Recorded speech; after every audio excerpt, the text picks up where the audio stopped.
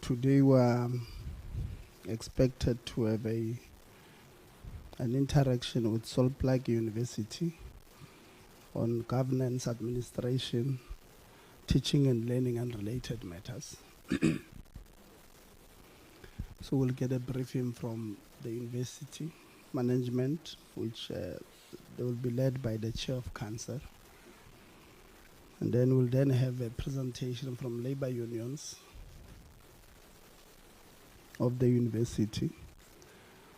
And then we'll then get a briefing from the SRC,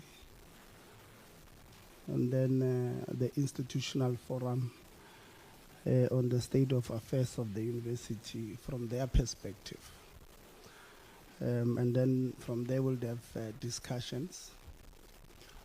So what we will then do now, we'll then start with, we're using roving mics here because our mic system, were told last night that it's not working. So there's a mic, so we'll start, we'll circulate it. We'll introduce ourselves. When we introduce ourselves, we give our names, the institution we represent, and the position we have. So for an example, I can't say, my name is Tebo Kholitsia from Parliament. So I must say I'm a member of Parliament deployed in this Committee of Higher Education and Training as the chair. So that, so when you introduce yourself, please let's do so, so that we at least know who's here and in what capacity. So I'll start with myself, Tebo Kholitsia,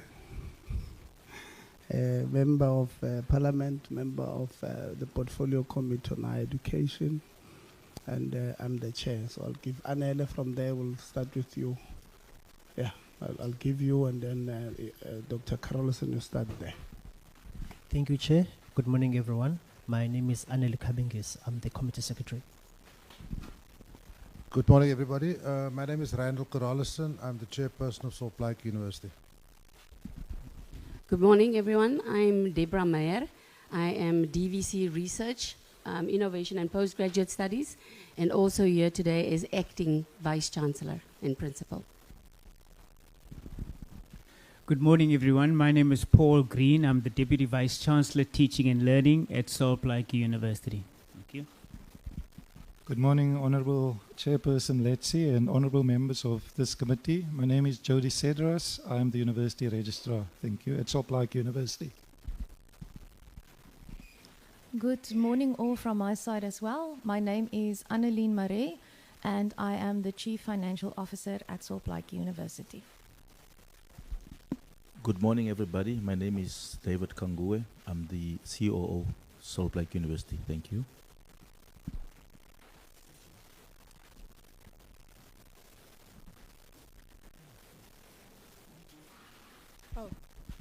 Good morning. I'm Nomsa Dube, the other Deputy Minister in the Department of Higher Education and Training. Good morning. Marcia Sotrikwa, the DDG for University Education. Good morning to everyone. I'm Glynis Darris and I'm from Plaatjie University, the chairperson of the Institutional Forum. Good morning, everybody. My name is Maria. I am a off-campus student provider in Kimberley, Plaatjie. Good morning, everybody. My name is Gershon van Niekerk. I am the SRC president of Plaatjie University. Good morning, everyone. My name is Siama Mase, and I am the Secretary General of the Plaatjie University SRC. Good morning, everyone. Dan Lewisage. I'm a director of Ntabiseng Courts Student Accommodation.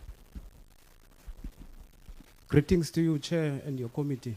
Good morning to everybody else. My name is Tolani Kal, Director in Ntabiseng Court. Good morning, everybody. I'm Sarah Creek, also a Director of Ntabiseng Court.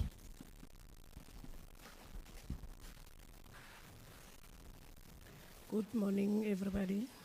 My name is Kidibone Chwewu. I'm a chairperson for Spacer Union, the only recognized union at Salt Lake University. Thank you. Good morning, everyone. Graham Abrams, Deputy Chairperson of SPESA Union at Salt Lake University. Good morning, Chair, everybody. I'm Tanya Kleinans, Executive Secretary to Chairperson.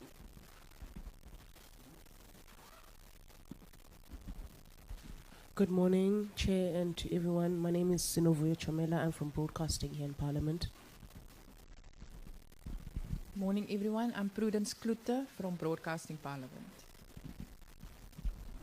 Good morning, everyone. Pando Chikelo, Parliament photographer. Morning, Chair. Morning, everyone. I am Tando Klolo Potoman. I'm a committee assistant. Morning, Chair. Morning, everyone. My name is Trivari Mkondeleri. I'm the Senior Manager responsible for University Support at NSFAS. Thank you. Morning, Chair. Morning, everyone. My name is Tinsolo Ngwenya, Department of Higher Education, University Governance Support. Good morning, Chair, members, delegates, delegation. Agnetha Arends, I'm the researcher for this committee. Good morning, Chairperson, members, Deputy Minister, and everyone. My name is Mamparo Modiba, Committee Content Advisor. Good morning, Chair. Good morning, honorable members, Deputy Minister, colleagues. My name is David Mohlamme, Parliamentary Liaison Officer and Office of the DG. Good morning, Chairperson. All protocol observed. My name is Unombali Mngabe. I'm the PLO in the Office of the Deputy Minister, Dube. Thank you. Good morning, Chair, honorable members. I am Tabile Lungwane, Parliament and Cabinet Support, Office of the Minister. Good morning, Honorable Chair, honorable members, protocol observed. I am Mapi Molatlo, a community member but a service provider for Salt Lake University student accommodation. Good morning, everyone. I'm Rosemary Swartz, race manager of Ntabiseng Courts at Salt Lake.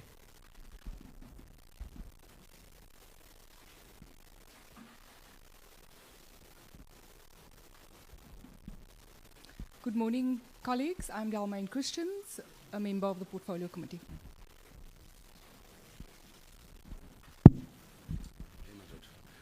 Good morning, everyone. My name is Khaulatli, the surname is Khabo. I'm a member of this committee. Thank you very much. Good morning, everyone. My name is Sidugan Latepolo. I'm a member of this committee. Thank you.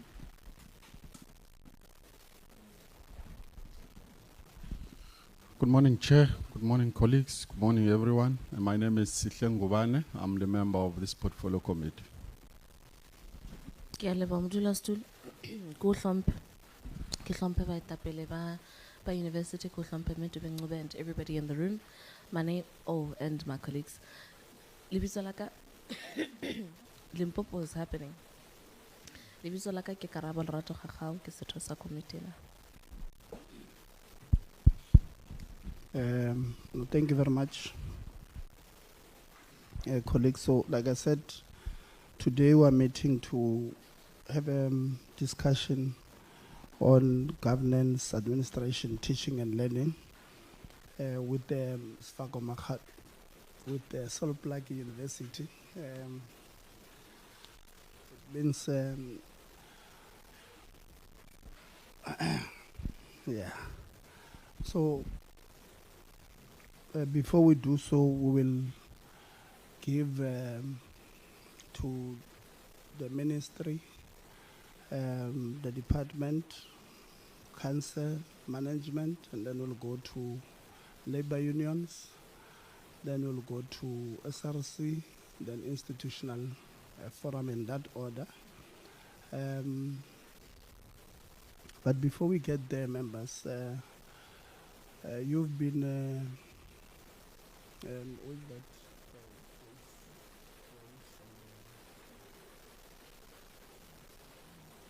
Okay. You have been asking that because Parliament program has changed you have been proposing that we bring 1 or 2 items before the committee. I was written to by Honorable Khachau. I think about 3 letters last week. I also received a letter from Honorable Dr. Christians asking that we prioritize the issue of NSFAS after the resignation of the chair of NSFAS. Honorable Zondo also wrote. Honorable Zondo, the letter that he wrote to us, we had already discussed the matters of that letter. So the difference between the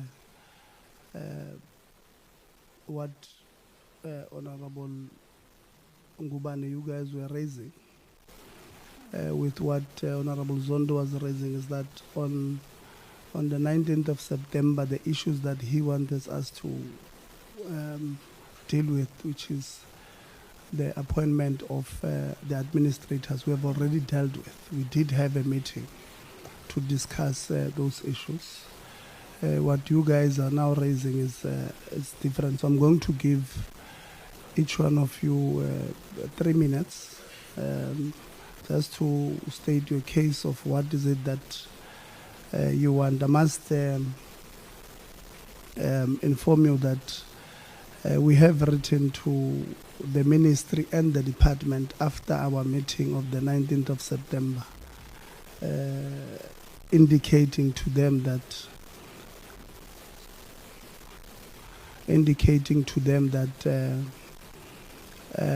they must respond to matters that we asked them in the meeting and they did not respond to. We had written, I don't know how many follow-ups. We have written, I think, about 3 follow-ups. I'm raising these members because you on Friday were accusing us, myself, that the department and the ministry is not responding. And you are blaming me, and I told you that we have written to them. The last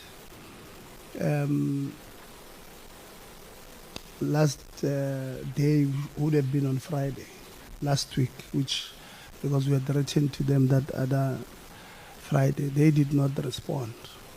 So I'm informing you so that when you leave here, you don't say it's me who is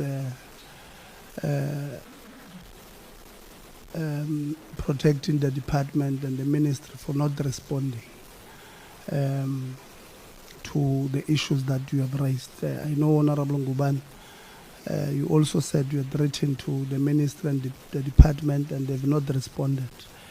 The problem with that part is that you wanted me to respond. I can't respond on behalf of the department or the minister.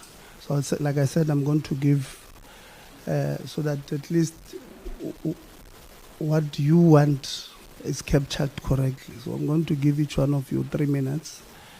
Those who want to speak to not only lament but also propose what must happen, so that at least we take that particular decision. So I'm going to open my clock here. You know when it says, I will read the apologies after this part.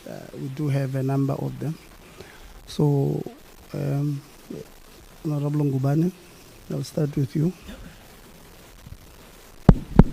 Yeah, thank you very much, Chair.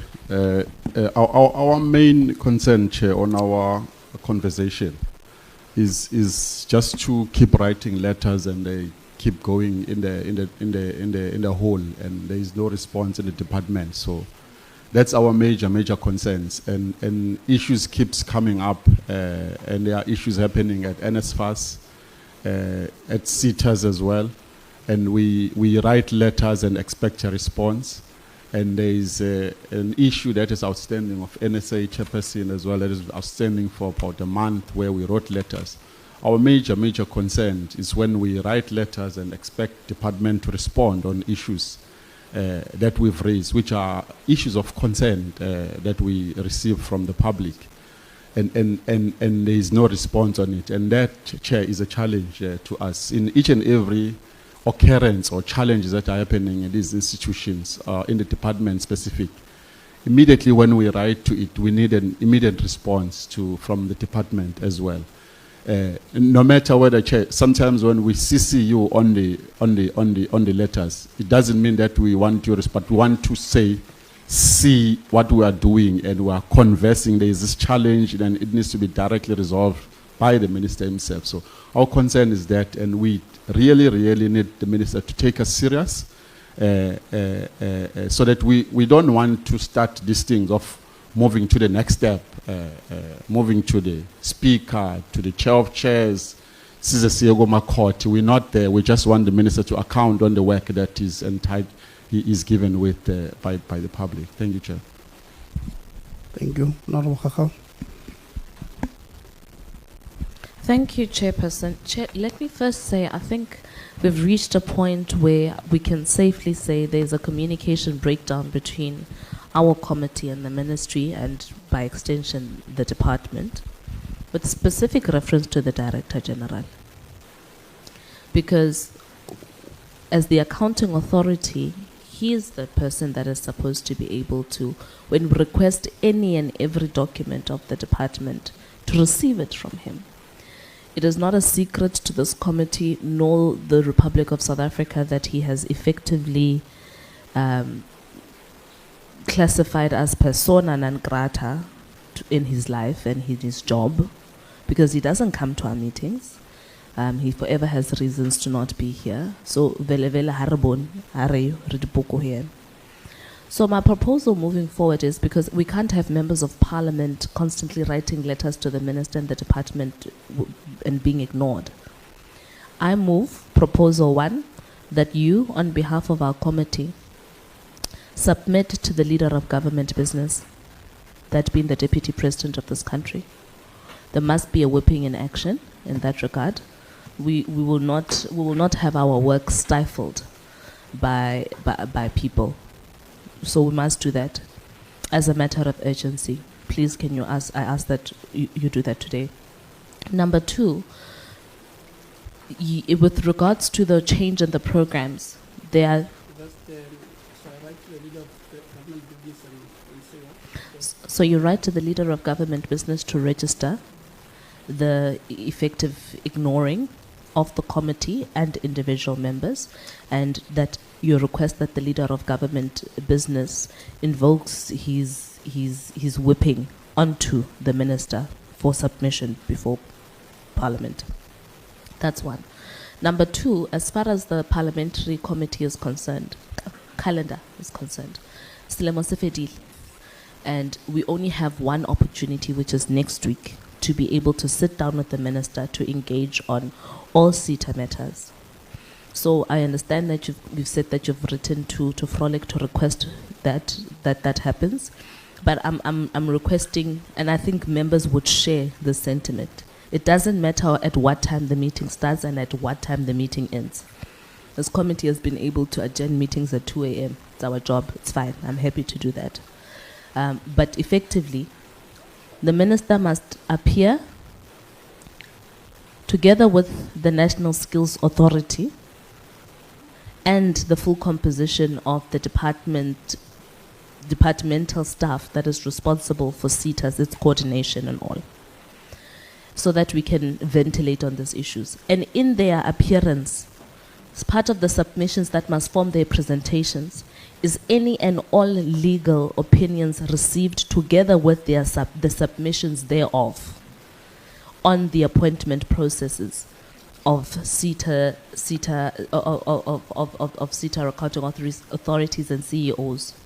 So that's that. I think the rest of the agenda, other committee members will be able to touch on. Thank you.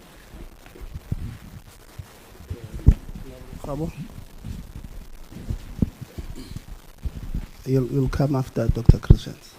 No, thank you very much. I think it's only fair we follow that protocol in terms of academic procedure. I can't speak before the doctor, so it's only fair that I speak before her. So with that being said, Chairperson, first and foremost, let me start by indicating the continuous absenteeism of the DG.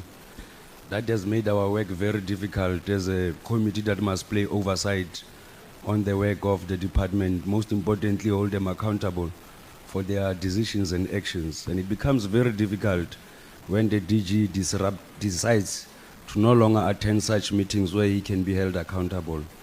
It even becomes more difficult when the DG would even submit misleading apologies to this committee, Chairperson. It is for that reason that I was highlighting this issue, so that I must remind you of our standing resolution as a committee that we have long taken. In fact, I believe as a chair, you must have taken a decision. In fact, you must have been slow in implementing our decision. We should not be discussing this matter once and more again. We have discussed this matter extensively. We have made our recommendations clear. I'm not sure, maybe we might be differing with Honorable Khao in terms of the approach. Our initial agreement as a committee was that we must request the intervention of the President on this matter of the DG. That we must stand our commitment, affirm our commitment to that decision. We are not moving away from that decision. It should be implemented. In fact, Chairperson, we should be clear on this one, that we are going to give you 48 hours to give us an update report in terms of the letter that you should have submitted to the presidency in relation to all these issues. We have submitted a full report why we believe that the DG seems not to be having the necessary capacity on fulfilling his responsibility of leading this department, Chairperson. That is one issue that I wanted to raise. Chairperson, the second issue is on this. It even becomes more difficult to hold the administrative head accountable when the political head also seems to be found wanting. It becomes extremely difficult. It is for that reason that, Chairperson, as we are preparing for the 2026 academic year, it's very much important that we must have an urgent meeting with the Minister, process issues of NSFAS, Chairperson. Currently, the country is discussing one of the critical issues of which is a pandemic. And when we look into the broader scheme of things, one of the key contributing factors to students taking their lives is NSFAS. So we must discuss the issue of NSFAS, not only issues of governance, but also assessing its preparedness for the 2026 academic year, Chairperson. One other issue that we cannot run away from, Chairperson, our role is to hold the department accountable, not vice versa. Ourselves, we are directly elected into this parliament. We have never went to any interview to become officials of this department. We don't have any responsibility of defending this department, but our relationship must be clearly defined that is both complementary and contradictory. We'll embrace the department when it's doing good, but will not be with the department when it's standing counterposed to the legislative framework. It is for that reason that I'll agree with the proposal. It is for that reason that I'll agree with the proposal that we should have a meeting amongst us, not only to discuss the issue of NSFAS, Chairperson, to discuss the issues of CETAS, Chairperson. In the last meeting, we were embarrassed when we were sitting here, when one of the members of the accounting authority was saying a lot of things that did not make sense to us. And it is only fair that the minister must take us into confidence in terms of the process and procedures that he has followed, not only in terms of appointment of interim chairs, the appointment of your CEOs, everything in relation to that. Not only CEOs who have been extended 5 years, but there are those who have been given probably who are acting as CEOs, if not mistaken, Chairperson. So broadly, we would need a department to take us into confidence. And it is for that reason that we will re-emphasize our commitment in holding the department accountable without any fear of contradiction. Thank you very much. Thank you very much, Dr. Christians. Thank you, Chairperson. I'm not going to repeat what my colleagues have said, because essentially I agree with regards to the Minister and the DG who has not been in attendance in our meetings. And I think essentially we are just speaking to ourselves in these meetings, and we are unable to hold the DET accountable for the chaos that's currently unfolding in the higher education system. So with regard to NSFAS, I think that's where my concern is. Currently there's a chaos, there's a risk for 2026 with student funding.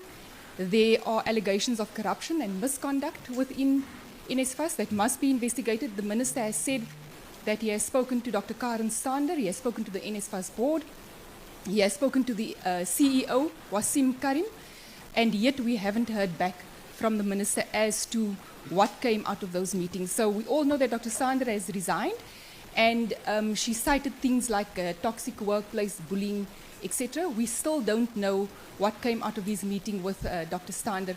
And quite frankly, Chair, I think this is going to disrupt funding for students in 2026. I think we are facing a crisis. And in my opinion, I think we should urgently call the minister and the DG to our portfolio committee. He needs to come out.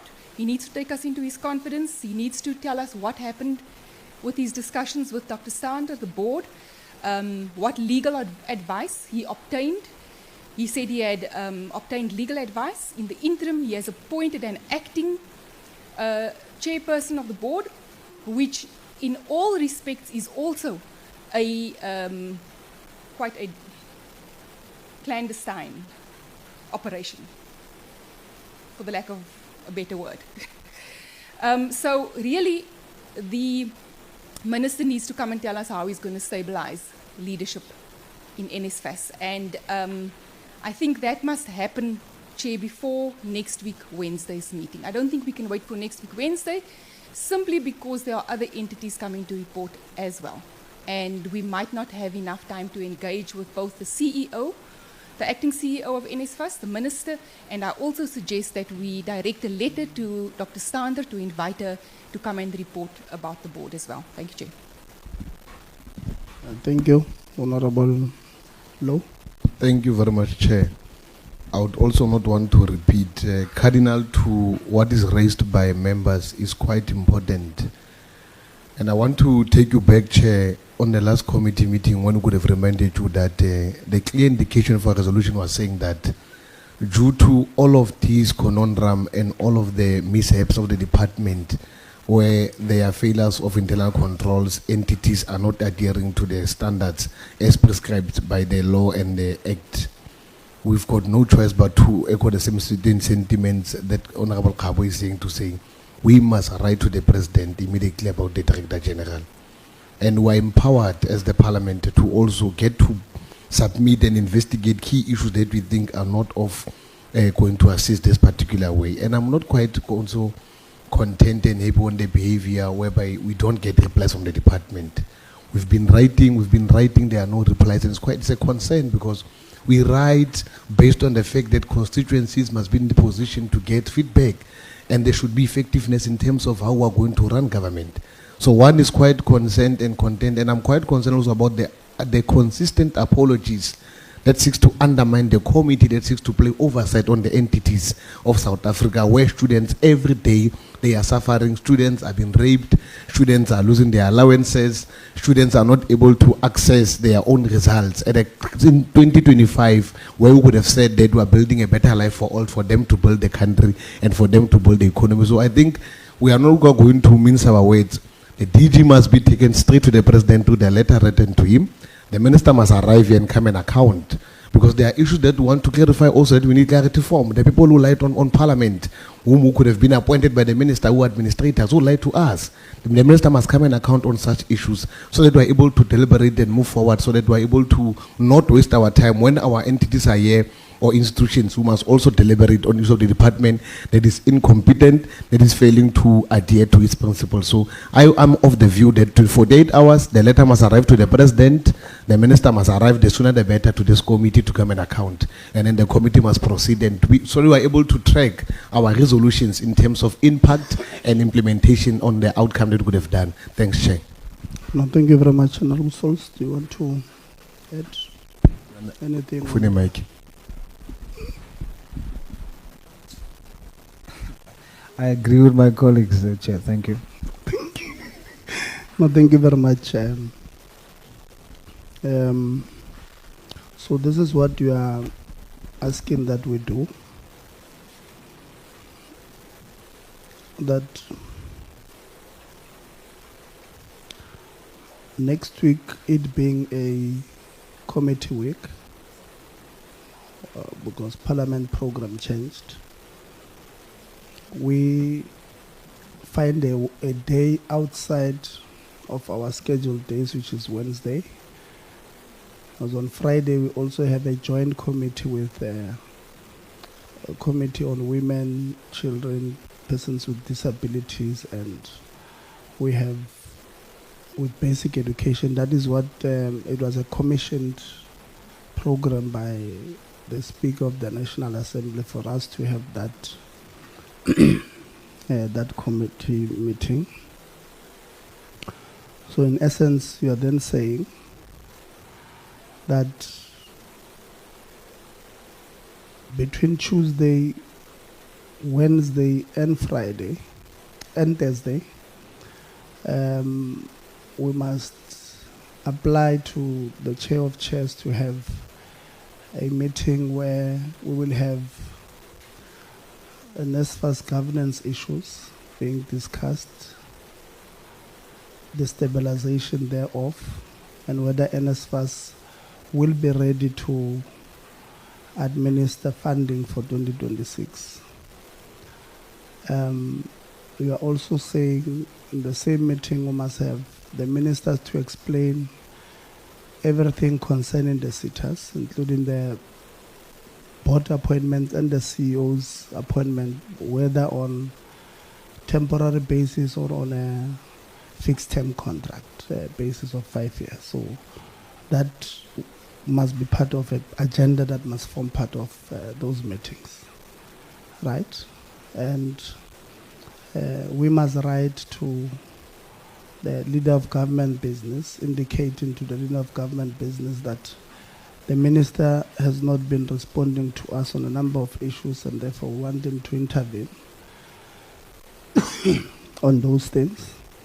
Then we must write to the president to indicate to the president that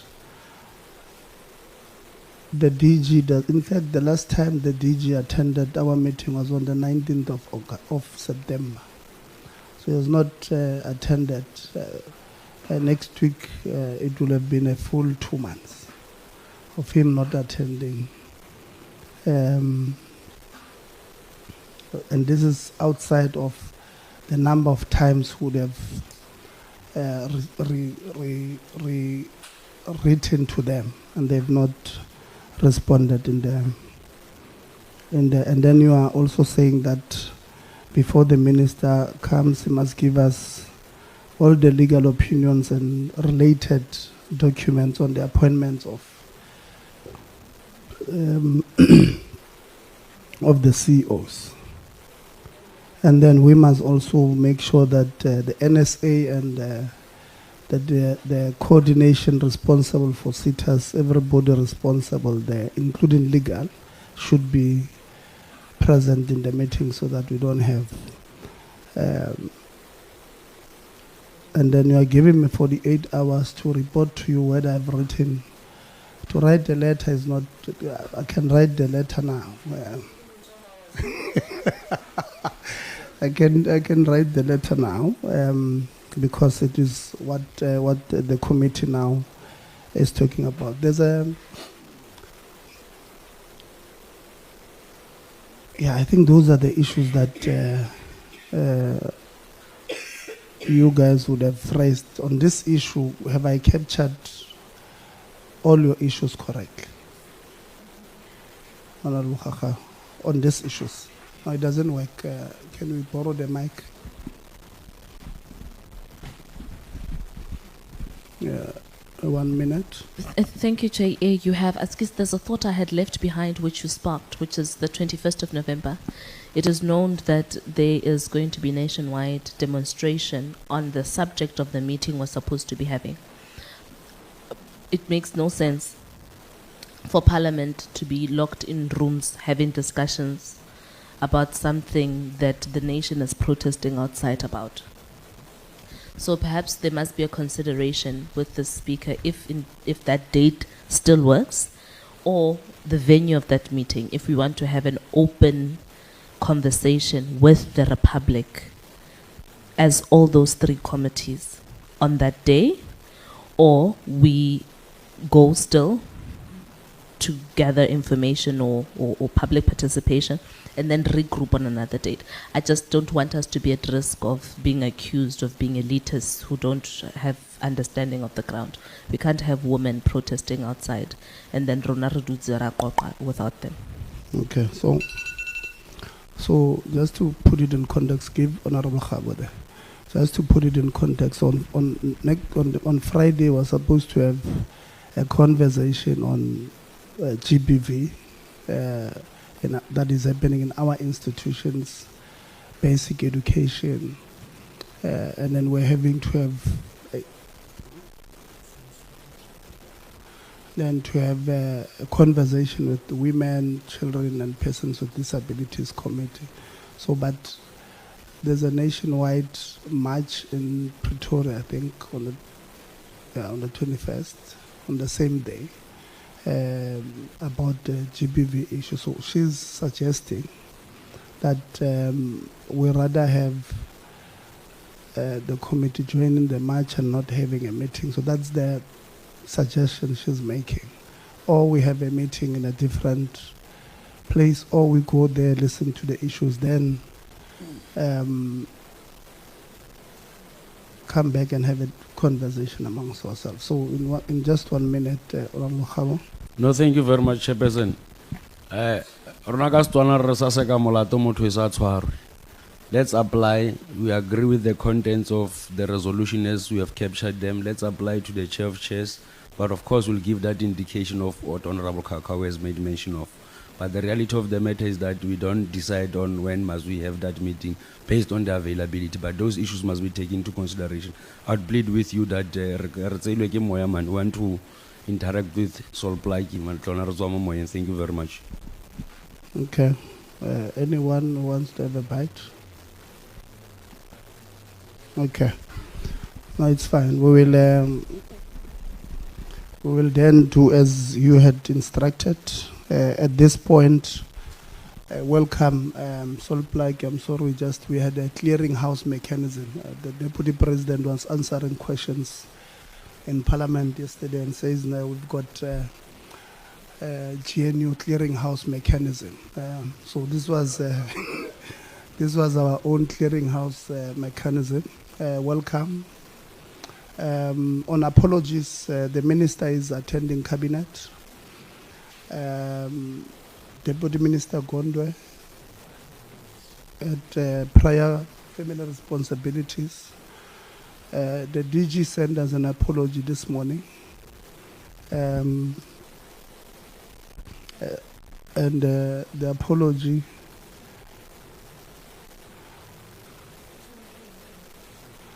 no, it says due to competing priorities. Yeah, yeah. So that's the apology of the DG. And then who else? From member side, Honorable Lonzi will arrive slightly late. Honorable Msazana will arrive. Is landing or is not arriving? Or has got party work. He must send the apology to. Yeah. You see, Honorable Ngubane. You see, Honorable Ngubane. It's you who's studying. Now, these members are going to ask you about your members in Russia or in Ukraine. Yeah. So, Honorable Msazana had indicated that he will arrive late, but if he's no longer coming, it's okay. We don't have an apology of Honorable Zondo. Yeah, so those are the Honorable Governor. We also don't have an apology of Honorable Governor. So those are the apologies that we have on our side. So I'm going to Deputy Minister to give to yourselves, or you want to discuss the apology of the DG, Honorable Law. Let's give you.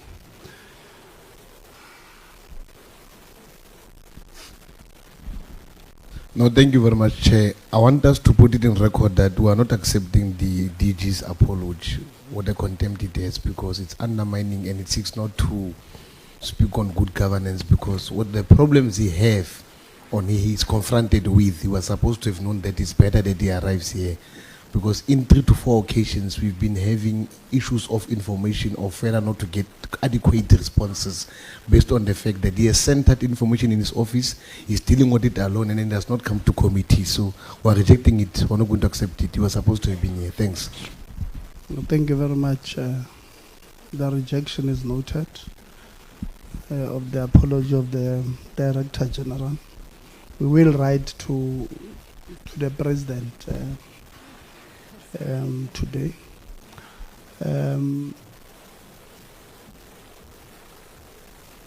So, Deputy Minister, I'm going to give you, then you will indicate, because the apology of the DG says Dr. Sekigwa will act.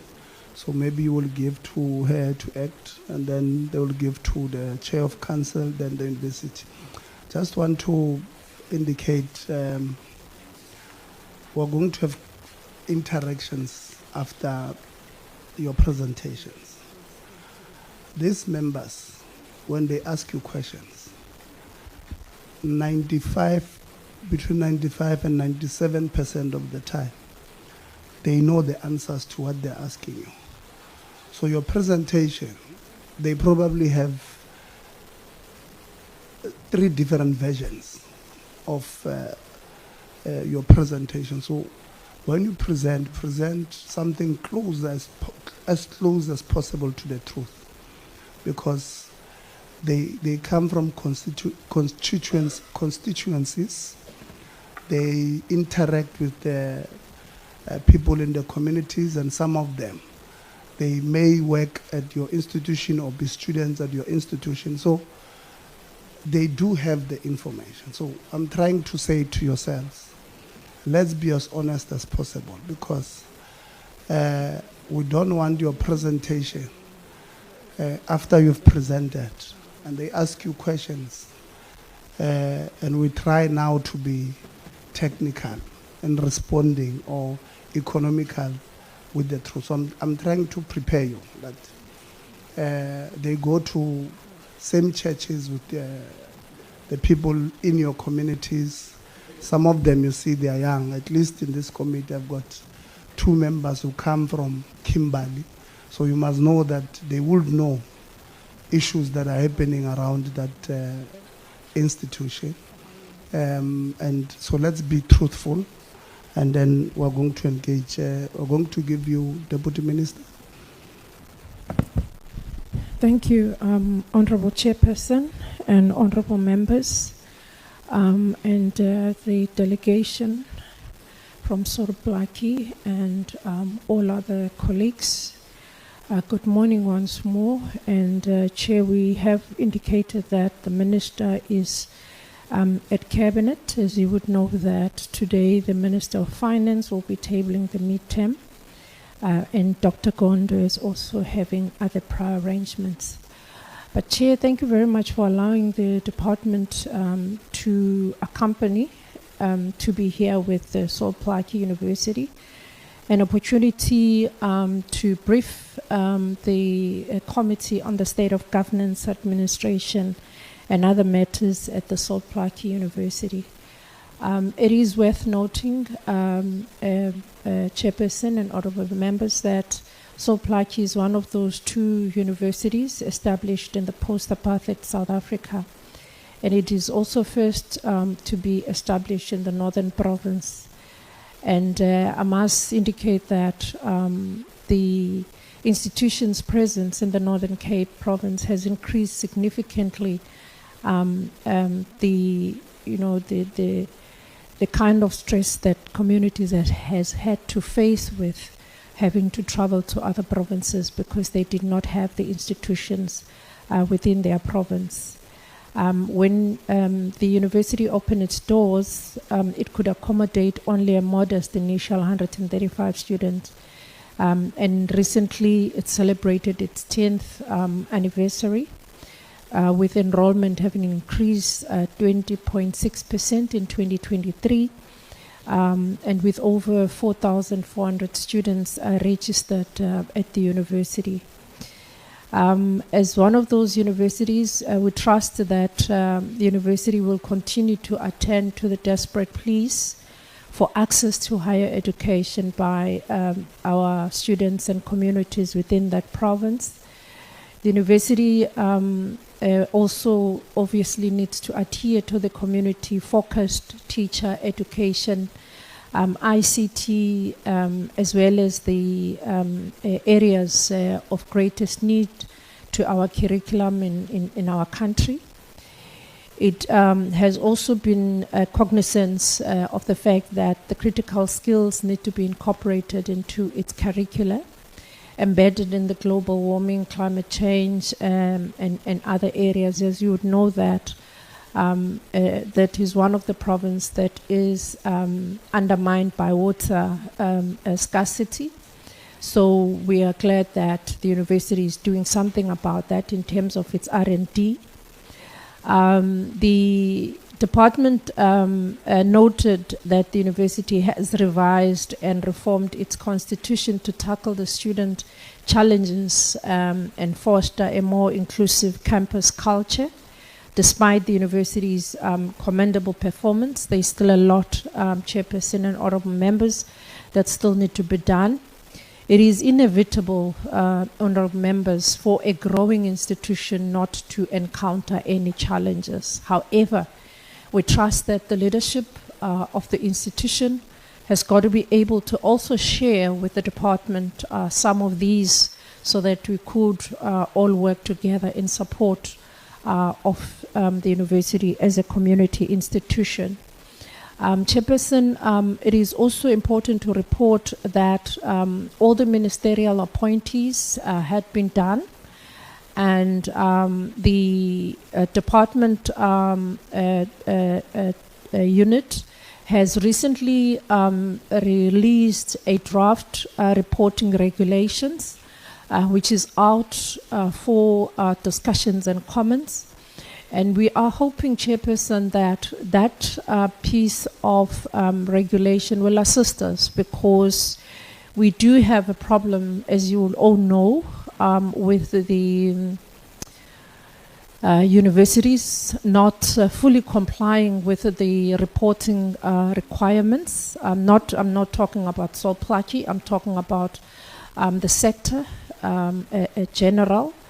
And you would also know that the amendments to our legislation that is being discussed is also aimed at tightening some of these lessons that we've learned between the government and the institutions in terms of transparency, in terms of accountability, but also in terms of understanding that these are public institutions and therefore we are all accountable with what is happening in those institutions. Chairperson, I do want to say that it is unfortunate that, yes, we do our oversight visits to institutions as the department. We are still need to strengthen our oversight model in the whole of PSET system. I must say it still needs a lot to be desired as it stands. But we are working very hard in terms of ensuring that our human resource is to the level to which it could satisfy the demands of the sector. Chairperson, as the university will be presenting to you today, would like to hand over to the university delegation led by the Chairperson of Council, as well as the acting Vice-Chancellor. That will lead the presentation. We further want to thank the Portfolio Committee Chair, and we do not take the work that you are doing, Chairperson, for granted, because as you correctly say, honorable members, we are all accountable, and that cannot be overemphasized. We're not doing anybody a favor by being transparent and by being accountable, but it's in the best interest of our country, but also of the communities that we serve. So at this point, Chair, I would like to hand over to the university that will lead the presentation. Thank you.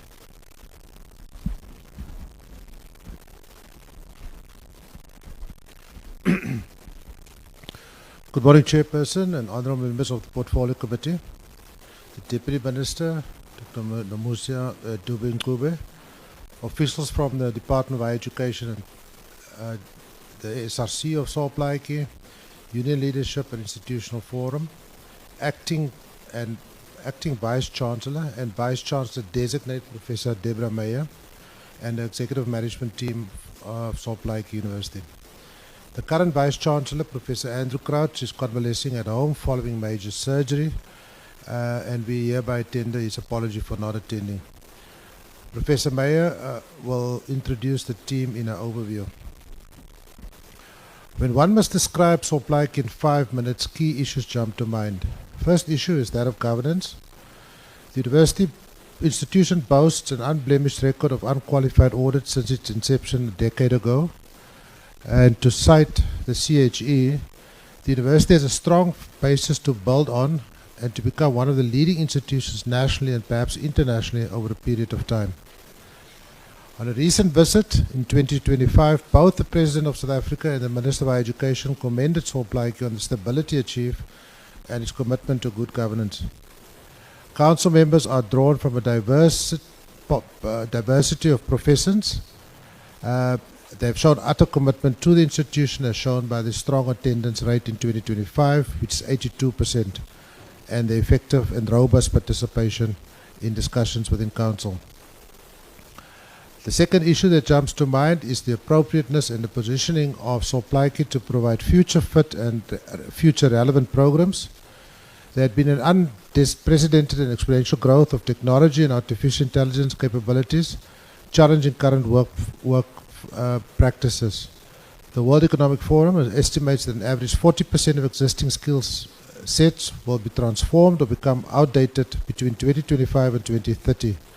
Cognizant of this dilemma of growing graduate unemployment, which is keep on slipping as we watch the statistics, and the global shift in future skill requirements, and in response to the developmental agenda of South Africa, Soplaik focuses on education, data sciences, heritage studies, arid desert studies, and is in the process of commissioning a faculty of health sciences is currently underway, which is critically important development for the Northern Cape. We have a geology program which is rolled out in July 2025, and we fully intend to have that articulated with mining qualifications from our sister universities. That is a big need in the Northern Cape that was identified in our interactions with the stakeholders and especially the mines in that particular area. The third point that jumps to mind is the point of excellence and delivery against mandate.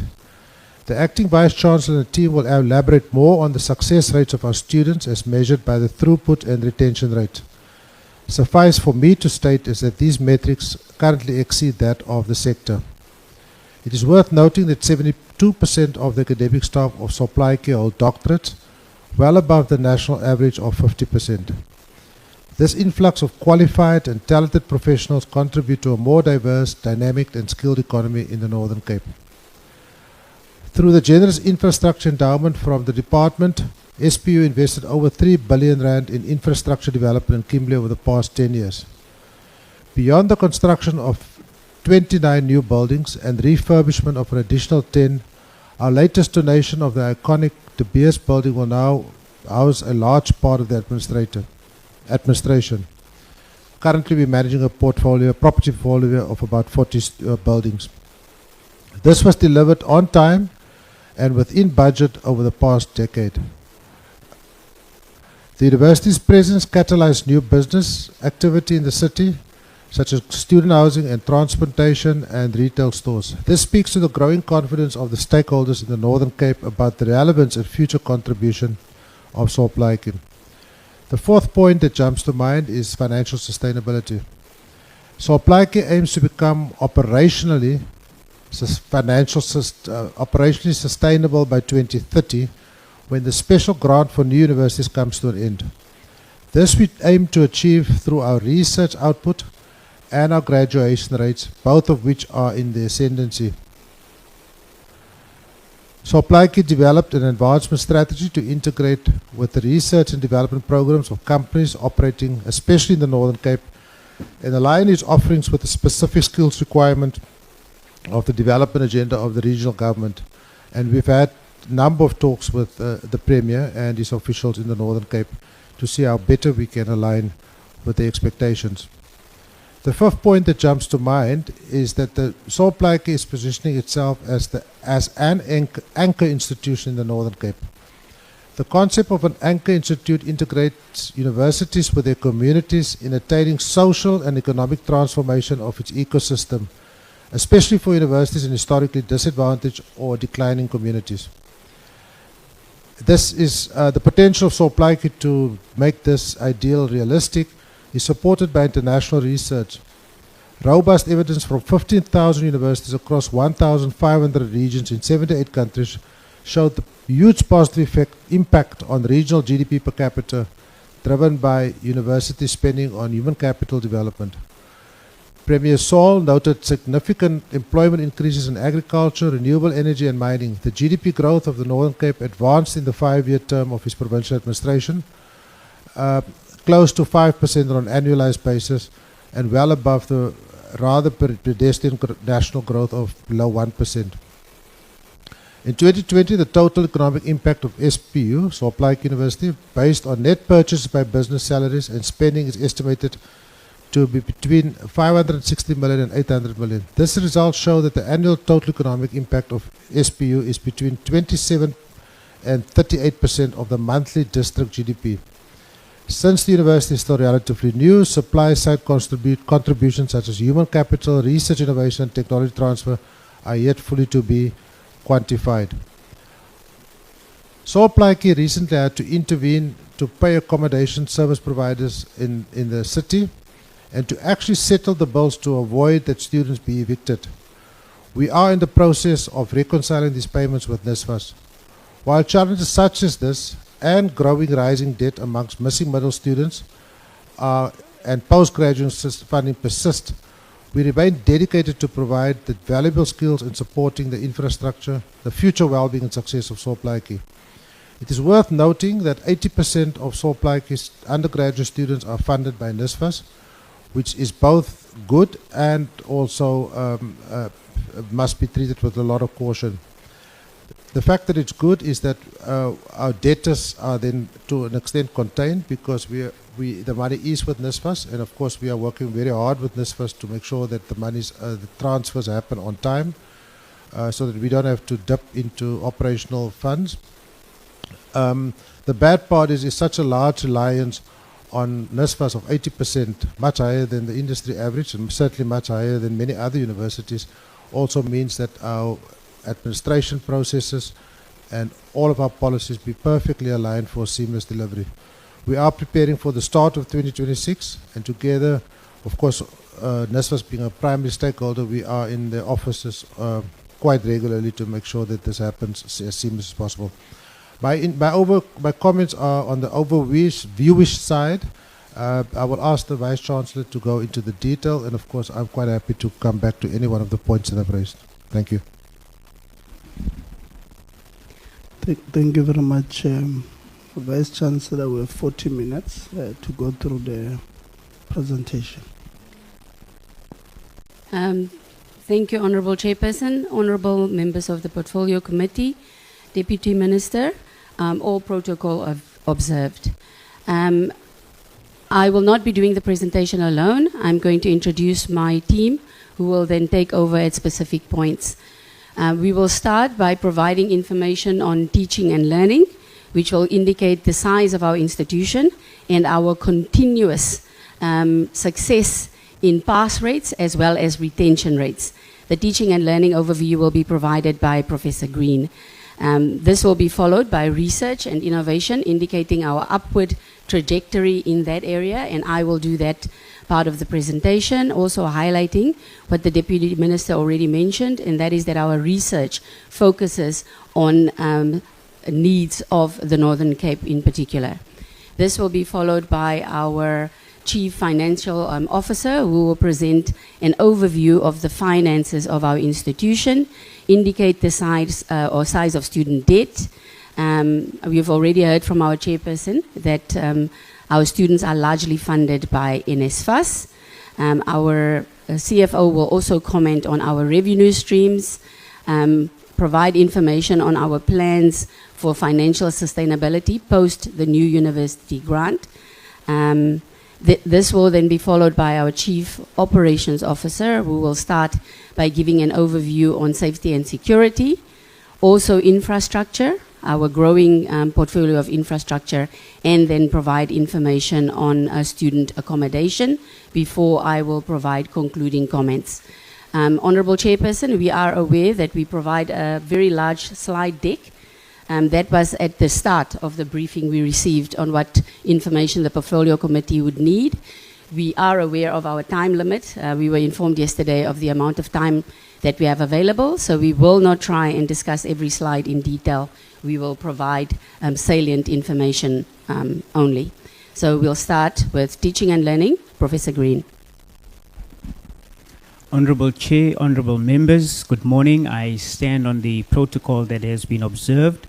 I will cover the area on teaching and learning, and as one can see in the first slide, that is on enrollments, and that shows an upward trajectory in terms of the enrollment at the university, starting off with a very modest figure of 124 students in 2014 and increasing to 7,182 in the 2025 academic year.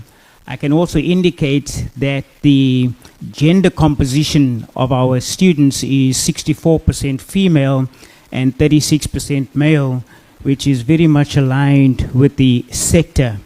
The reason for the upward trajectory is also aligned to the increase in our PQM as and when programs are approved. Our PQM is also aligned with the STEM as well as education. And I do want to indicate, Chair, is that we are strategic in the Northern Cape, but very much aligned to the fact that the university is a national asset. Looking at the next graph, it depicts the annual student growth.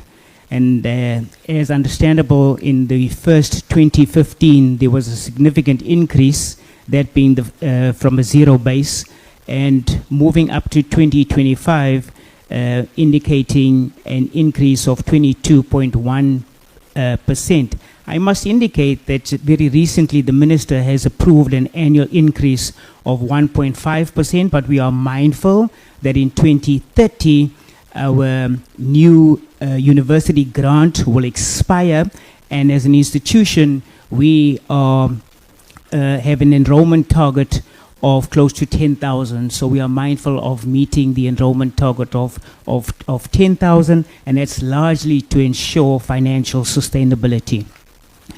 On the next slide, it then covers the academic structure, and currently the university has 4 faculties in place, and as articulated by the Chair of Council, we are currently working on the establishment of a 5th faculty, that being the Faculty of Health Sciences.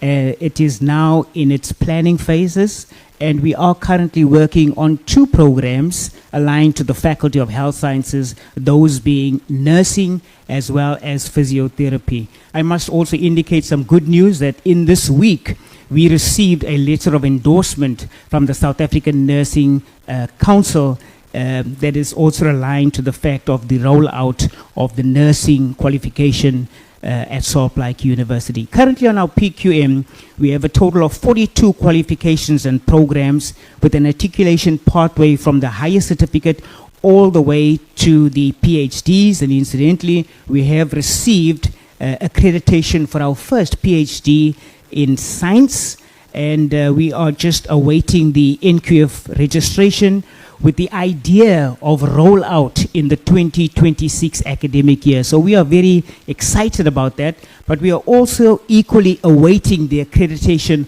of our other PhD programs that are currently sitting with the CHE.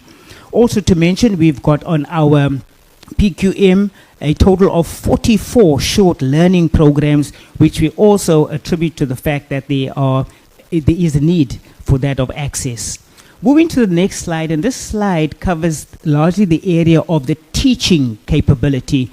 And we have a very proud record, as indicated by our Chair of Council, that 72% of our teaching staff are holders of doctoral qualifications. We also receive assistance from the department in terms of various interventions that are aligned to professional development, largely in the area of UCDG funding, Some of the programs include the Nurturing Emerging Scholars program, that's the NESP, the NGAP. We also have other capacity building initiatives in the area of Siya Phumelela, as well as the Future Professors program. On the part of the university, there's also council control funds in the area of learning and development to support the professionalization of our academic staff. Also, we are advancing the area of scholarship of learning and teaching, and this is largely informed by research also that is supported by research. And then obviously as an institution, we have a Center for Teaching, Learning and Program Development, which largely encompasses 3 pillars: professional development, student academic support, innovation, technology, and curriculum development. The next slide then looks at the part of the learning, the students. So in terms of facilitating learning as an institution, we are a digitally focused university where learning is supported through state-of-the-art digital infrastructure, whereby all of our first-year students upon registration are issued with a laptop, not to mention the fact that in terms of the provisioning of learning, it is through face-to-face, online, as well as a blended approach. Learning is also enabled through innovation, and as a university, we take pride in the fact that our teaching also embraces technology-mediated teaching. We use virtual reality. We also embrace artificial intelligence. In the area of teaching, learning and assessment plans, we embrace a student-centric philosophy, so much so that where possible, there's consultation with students in the area of policy development. Not to mention the fact that we are mindful that we are the only institution of higher learning in the Northern Cape, and as such, we aspire to increase the footprint of the university to the rest of the Northern Cape. And currently, we have a presence of a learning center in Uppington, which is functional. We are in a planning phase with a learning center in Postmasburg, and that's funded through Anglo-American. The next slide, and I'll be brief on this slide, is in the area of academic performance. But we have a very good record in terms of academic performance. Our pass rates of our undergraduate students, and as we can see from the years 2022 through to 2025, and that was the brief that we were given, one can see that in terms of the number of written, that is the number of candidates who sat and wrote the examinations, were impressive. Starting off with 87, 88, 91 and 91% again in 2025 first semester, and we are awaiting the results of the second semester. With regards to our postgraduate students as well, they are very similar in terms of an impressive record.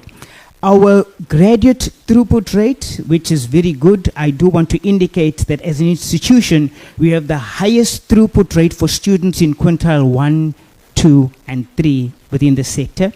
And this is what we can see in this presentation is that our performance as an institution is above the sector norms. In terms of retention strategies, this once again is also extremely impressive. When one looks on the extreme right-hand side, you see numbers in excess of 95% with regards to the number of students that remain once registered within the institution. And one could then ask the question, what does this attribute to? To the fact of strong student support, given, yes, our class sizes at this point in time, as well as early interventions. Chair, the next slide then speaks to dropout and throughput. I won't go into too much detail. We all have a copy of the presentation. But suffice to mention is that as an institution, we understand and we study the causes of dropout, and that's largely in the area of transitional difficulties, not to mention social exclusion or a lack of belonging, academic underpreparedness, socioeconomic disadvantages, also the fact of financial stress. But we do have some mitigating measures in place. And I think the one that I'd really like to hone in on is the fact that the university is working very hard on establishing predictive tools to understand students at risk. The next slide speaks to supporting students at risk, and as I've mentioned earlier, we do have student tracking dashboards and early warning signals, not to mention the fact that we've got faculty level support, wraparound services, monitoring and evaluation.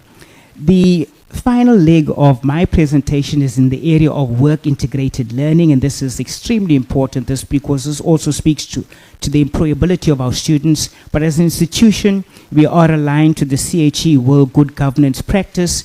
We also have a strategic plan for the years 2025 through to 2029, and we've just recently had a Senate-approved learning and teaching plan.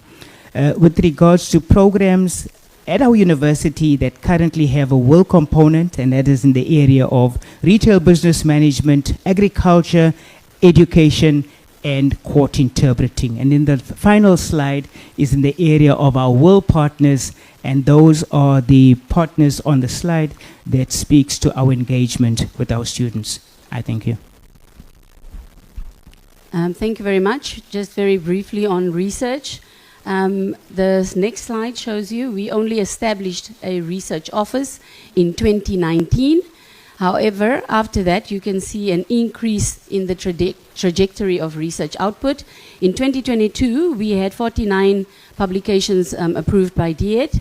In 2024, we submitted 92, and this year, in September, we are already at over 100 research output units. That shows we are now increasing our focus on research and trying to make a contribution there. We are also increasing our number of postgraduate students. What we can show now from 2022 to 2025 is honors and masters only, and you can see there's an upward trajectory there. We are, however, hopeful that we will register our first PhDs in 2026, which would then mean we have a full PQM.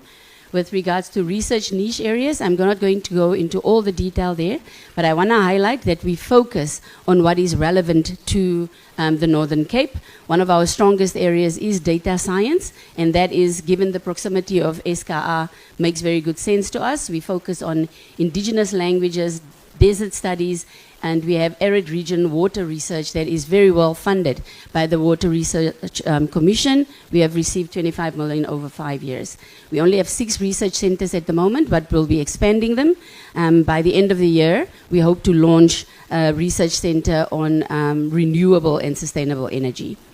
With regards to technology transfer, it is in the infancy for us, but we have a technology Innovation and Tech Transfer Office that's been established in 2023. What we focus on is identifying, managing, and protecting IP. If you can move on, Registrar, the highlights of our innovation and technology transfer is that we have IP disclosure forms that we share with our staff and students to promote that they declare intellectual property. NIPMO approved our IP policy in 2024 and is very supportive of the approach we are taking. We had 6 IP disclosures in 2024-25, 2 of them with commercial potential, and we are investigating further. I think that is it. We're going to give over to finance. Thank you, Prof. Meyer, and once again, good morning to the honourable members. I am going to go through the finance slides without going again into too much detail. If we go to the first slide, this is an overview or an illustration of the university growth in what we call the formative years, 2016 to 2024. These are all the audited figures. And what is interesting to note there is that the student costs increases at a slower rate due to economies of scale, and also the average cost per student is on the decrease, whilst we also keep a close eye on our personnel costs. The ratios are there for you to read. The next slide is just a summary. We were briefed to provide numbers from 2022 to 2024. So I have summarized in this table all the elements which I think are worth noting. And you can see also clearly the growth of the university as illustrated in numbers. When you look at the growth in assets specifically, I want to draw your attention to the PPE, which is the first line, and our chair of council mentioned the investment in infrastructure, which is over 3 billion to date. Next, I am not going to read all of this. These are some highlights of the 2024 audited financial statements. Again, just looking at our capital expenditure, our growth in total assets, and the fact that we did manage to generate a surplus, although part of that surplus is the donation of the Harry Oppenheimer building, which is not a cash surplus, but rather a donation in kind. Then I do want to just spend 2 or 3 minutes on the matter of student debt. Members, these figures are audited as at 31 December 2024. You can see that our gross student debt at the time was just under 200 million. It was at 170.7 million, and the impairment there, 77 million. You can also see the breakdown in terms of how that debt is then made up in terms of the funders. We do have our worry about our missing middle or self-funded students, that is over 100 million. If we go to the next slide, you will see a picture as at 30 September 2025. And here I do want to indicate that we had experienced challenges with NSFAS in 2025. These challenges ranged from blocking of registration data due to NSFAS budget issues, to the timing of payments, and we had particular issues with our NSFAS accredited off-campus landlords, whereby payments were delayed to these landlords to the extent that the university had to intervene and pay for 2 months from their own funds to these landlords. We have actually really engaged with NSFAS, the CEO, Mr. Karim, as well as the chairperson at the time, Dr. Stander, and I am aware that payment has now been made to these landlords as of last week. I have to also state that some incorrect information was provided by NSFAS, which we took up with the CEO, and we are in the process of resolving all of these issues. But I just thought I should highlight that. In the next slide, I'm just looking at the time. We've already said that NSFAS is about 75 to 80% of our student population at any given moment in time, but we do have other significant funders that you can see there. The recovery of student debt is a challenge across the sector, and if we look at the next slide, I just want to highlight as well to this committee that we have from the university side, we have actually started some initiatives to assist the students. And you can read there's about 4 that I want to highlight. We have financial assistance to undergraduate students, whereby if a student passes all of their subjects in a particular year, the first time we actually write off the tuition fees in total, and we fund that from university funds. We have postgraduate merit awards for students who are eligible. You have to have about 65% average pass rate. We've got a student graduate fund for students who are in their final year and they don't have money to fund, just that final year up to graduation. We then have a fund established for that. And our SRC also have a Tusa Moituti fund where they use their own committee to then assist students who are in need, especially during registrations. Our revenue streams in the next slide, you can read there. We are highly reliant on government funding because the larger part of our tuition and other fees are derived from NSFAS as well, which is why there's a direct link between our operations and whatever is happening at NSFAS. Next, I'm not going to go through the slide in detail. I'm just demonstrating to you what the net results was on the income statement side over the past number of years, 2020 to 2024. The university has, in general, performed well. Then the Chair of Council also mentioned that we do have a financial sustainability strategy that we're developing, and the aim of this strategy is that by 2030, we need to be in a position to transition from our current regime of funding, which is an earmark grant, to the block grant that other universities, more established universities, are on, and that is where you essentially then generate your own fund or your own grant through your teaching input, output, and research output as well. Some observations from the Financial Sustainability Chair is that We need to look closely at our projected student numbers. We're very much aware of our over-reliance on government funding. We're focusing on our third stream and alternate revenue sources. And of course, we are also looking at things like cost containment and specifically management of personnel cost. I do want to say that uncertainty remains regarding NSFAS, and the budget constraints that the fund experienced this year has really had an impact on our university and many others in the sector. And that final slide that I have is just to illustrate in terms of readiness for 2026. I've indicated the financial support that we do provide to students. We've got registration and financial guidelines. We communicate with the SRC, and then students who are approved NSFAS students we don't ask them to make upfront payments if they fund it.